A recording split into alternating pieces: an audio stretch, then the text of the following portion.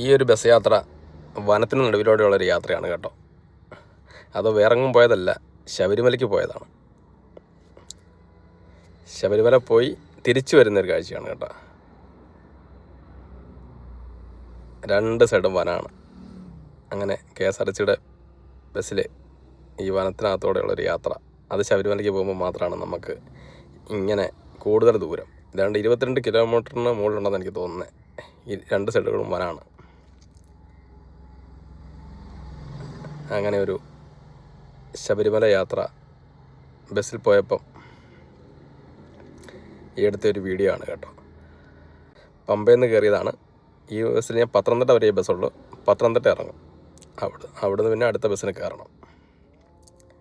നമുക്കൊരു സന്തോഷം ഒരു ട്രിപ്പായിരുന്നു കേട്ടോ ഇത്.